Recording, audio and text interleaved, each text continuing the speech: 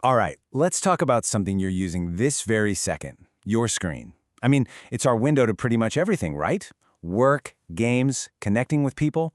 But have you ever actually stopped and thought about how this thing works? Let's dive in. No, seriously, think about it. You're looking at this flat piece of glass, and it's conjuring up words, pictures, entire moving worlds. It feels like magic, doesn't it? Well, it's not. It's just some really, really cool technology. And we're going to pull back the curtain on how we went from those huge, clunky boxes to the sleek screens we have today.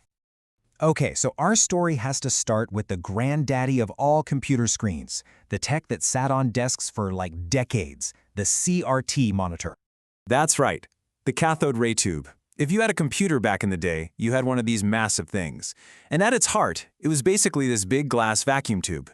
Tucked in the back was something called an electron gun, and its whole job was to just fire a constant stream of electrons right at the screen you were looking at. So how does shooting electrons at glass make a picture? Well, that electron beam would just zip across the screen, line by tiny line, kind of painting the image. It was hitting these little dots of phosphor, red, green, and blue ones, and making them glow. And it did this so incredibly fast, dozens of times every single second, that your brain got tricked into seeing one solid, stable picture. But man, if you've ever had to move one of these things, you know they had some serious issues.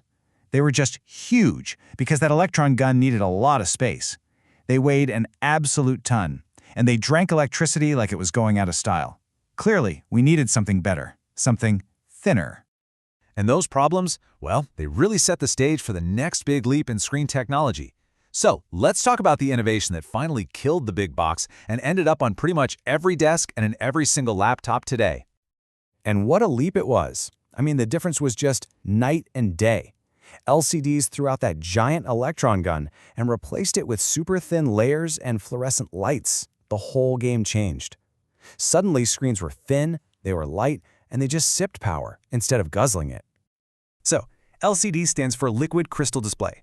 And instead of firing electrons at a screen, an LCD works totally differently. Imagine a backlight, right? It's always on. And in front of that light is a grid of these tiny liquid crystals. By applying a little electricity, you can make these crystals either twist to let the light through or untwist to block it. Do that millions of times, and you've got yourself an image. Now, early LCDs weren't perfect. The first kind, passive matrix, had this annoying problem.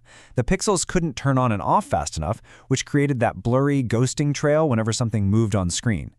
The real breakthrough was active matrix technology. You can think of it like this. It gave every single pixel its own little personal light switch, a tiny transistor. That meant it could react instantly, giving us the super crisp, clean motion we're all used to now. Okay, so we've made the jump from CRT to LCD. But what actually makes a good screen good? What separates a great display from just an okay one? Let's get into the specs you really need to know. Yeah, let's get practical here. Because if you understand just a few of these key numbers, you're not just going to be a smarter shopper. You'll actually appreciate the tech you're using every day a whole lot more. First up, and probably the one you've heard of most, is resolution.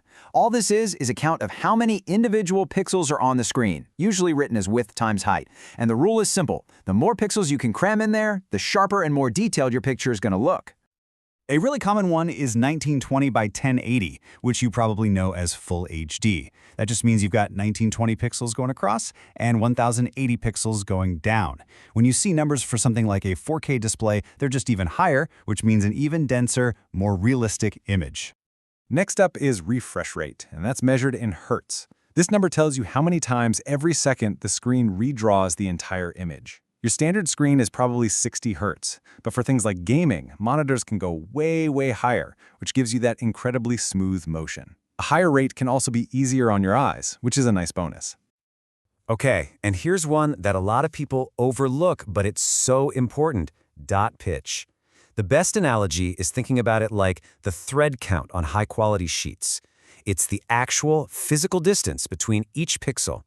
The smaller that distance, the tighter the weave, and the smoother and more solid the whole image appears. So the takeaway here is really simple. You want a small number. A good rule of thumb is to look for a dot pitch that's under 0.22 millimeters. When it's that small, your eye stops seeing the individual pixels, and everything just blends together into a really fine, high-quality picture. But you know, the screen itself, it's really only part of the equation. There's another critical piece of hardware that's doing all the heavy lifting behind the scenes. And of course, there's you, the human factor, to think about. And that powerful partner is the video card. This thing is tucked away inside your computer, and its whole job is to generate the images that your monitor then shows you.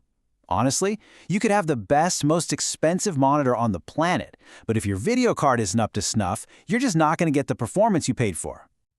You can basically think of the video card as its own little specialized computer. It has its own processor, its own memory, and its job 24/7 is to handle graphics. This is huge because it takes that massive workload off your computer's main brain, the CPU, letting it focus on everything else. So it's simple. Better card, better visuals.